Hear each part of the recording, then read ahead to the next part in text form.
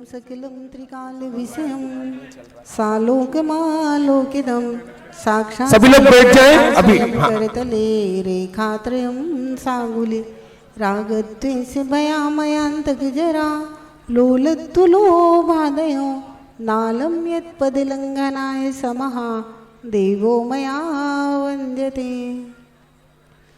नमो प्रज्ञाश्रमणाय नमः श्रीबालयोगिने नमो आचार्यदेवाय नमः श्रीविरागसिन्धवे नमः श्रीविशुद्धसिन्धवे नमः श्रीविनम्रसिन्धवे।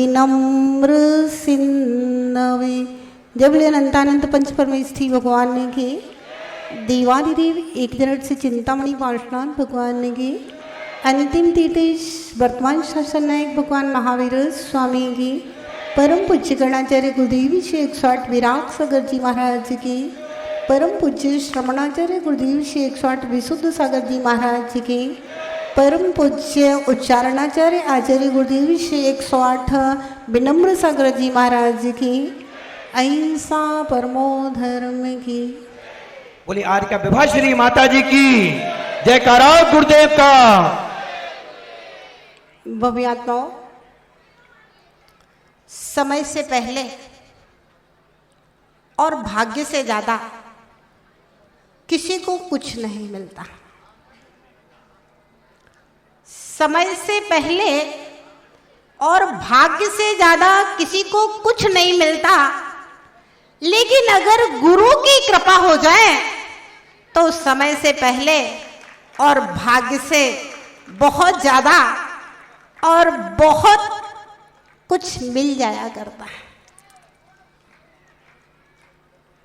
एक चींटी को अगर इंदौर से दिल्ली जाना हो कितने दिन लगेंगे? एक चींटी अगर पैदल चल करके इंदौर से दिल्ली जाना चाहेगी तो शायद नहीं पहुंच पाएगी। जब एक मेढक राजगृही नगरी से विपुलाचल तक पर्वत तक नहीं पहुंच पाया, बीच में ही हाथी के पैर के नीचे कुचल करके मृत्यु को प्राप्त हो गया, तो एक चींटी इंदौर से दिल्ली तक कैसे पहुंच सकती है?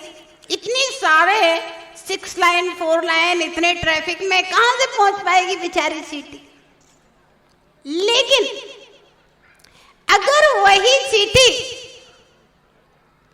आपके शर्ट के ऊपर चढ़ जाए, कॉलर के ऊपर बैठ जाए और आप फ्लाइट से जा रहे हैं, वो चींटी भी आपके साथ में फ्लाइट में बैठ गई तो दिल्ली जाने में कितना टाइम लगेगा? भव्यात्माओं, ऐसे ही श्रावक अगर मोक्ष मार्ग में चलना शुरू करता है, चल नहीं पाता है क्योंकि ट्रैफिक बहुत है। इस पंचम काल में तो इतना ट्रैफिक है, इतना ट्रैफिक है, इतनी समस्या है मोक्ष मार्ग में चलने की कि मन एक चंचल है और दुनिया भर के झंझट, दुनिया भर की समस्याएं, मान सम्मान, माला तिलक, जरा मंदिर में पूजा करने में, जरा अभिषेक करने में तो लड़ाइयां हो जाती है, आदमी मंदिर छोड़ देता है। फिर मोक्ष मार्ग तो बहुत लंबा है। लेकिन अगर गुरु के चरण पकड़ लेता है, गुरु के चरण पकड़ लेता है तो गुरु जिस स्वर्ग में जाएंगे वहीं पहुंच जाता है गुरु के चरणों को पकड़ करके पीछे पीछे। और जब गुरु मोक्ष जाएंगे तो गुरु के पीछे पीछे भगवान महावीर को मोक्ष होता है जिस दिन, तो गौतम स्वामी को उसी दिन केवल ज्ञान प्राप्त हो जाता है। तो इस पंचम काल में अगर कोई शरण है, कोई चरण है, जल्दी मोक्ष पहुंचने का अगर कोई मार्ग है रास्ते में बिना किसी व्यवधान के, तो वो है गुरु के चरण पकड़ लीजिए और आप पहुंच जाएंगे। आप देखिए तो सही, इंदौर वालों को समय से पहले और भाग्य से ज्यादा बहुत कुछ मिलने वाला है। 27 तारीख से 2 तारीख तक जो महोत्सव की घोषणा है, कहते हैं तीर्थंकर का जन्म तो बाद में होता है, 15 महीना पहले से रत्नों की वृष्टि होने लगती है। तो 27 तारीख तो अगले महीने में आएगी, लेकिन 1 महीने पहले से संत साधुओं का आगमन, आज इस कॉलोनी में आगमन हो रहा है, कल उस कॉलोनी में आगमन हो रहा है, परसों इस कॉलोनी में आगमन हो रहा है।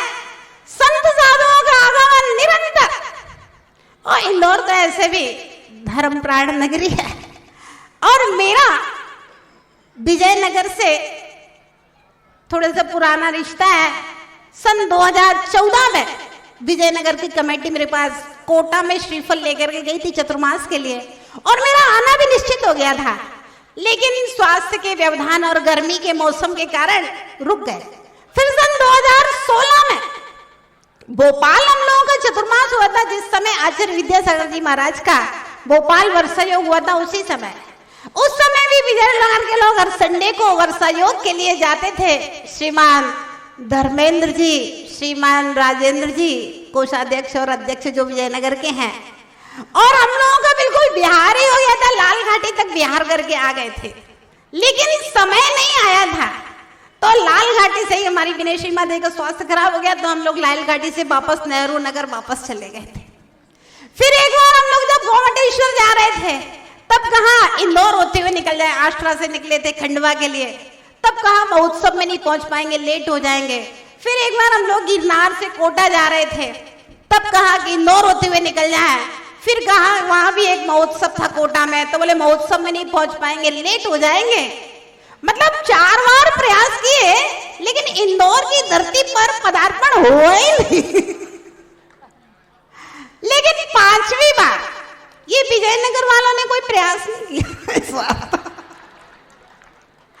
इस बार तो परम पूज्य विशुद्ध सागर जी महाराज की कृपा से, मैंने कहा ना, जो काम अपने करने से नहीं होते ना, वो गुरु की कृपा से हो जाएंगे। इसलिए गुरु के चरणों को पकड़ करके रखना। वो तो आचार्य महाराज का पट्टाचार महोत्सव है। यहाँ तो भोपाल से 200 किलोमीटर से वापस चले गए थे, चतुर्मास के बाद भी आना नहीं किया, क्योंकि फिर झांसी में महोत्सव हो गया, तो पूज्य आचार्य जी का समाचार आदेश आ गया था कि भाई भोपाल से सीधे झांसी आना है, तो फिर आना नहीं हुआ। लेकिन अभी हम लोग लगभग 1600-1700 किलोमीटर चल करके सम्मेद शिखर से यहाँ भ्रमण करते हुए आए पूज्य आचार्य विशुद्ध सागर जी महाराज जी के आज्ञा और उनके आशीर्वाद से और निर्विघ्न रूप से आज यहाँ मंगल प्रवेश भी हो गया। इंदौर वालों का महान पुण्य कर्म का उदय है। आचार्य विशुद्ध सागर जी महाराज का मंगल आशीष गोधा परिवार को प्राप्त है कि इतना बड़ा महामहोत्सव। पथरिया वाले लोग भी निवेदन कर रहे थे, वहां टीकमगढ़ वाले लोग भी निवेदन कर रहे थे, और भी कई जगह के लोगों ने निवेदन किया महोत्सव हमारे यहाँ, महोत्सव हमारे यहाँ। लेकिन ये इंदौर नगरी ने जो अभी तक गुरुओं की सेवा की है, उस सेवा का फल मिला है कि ये महोत्सव इंदौर नगरी में संपन्न होने जा रहा है। तो वो व्यात्माओं, यह तो मंगलाचरण है। पहले आचार्य का मंगल प्रवेश है विनम्र सागर जी महाराज का।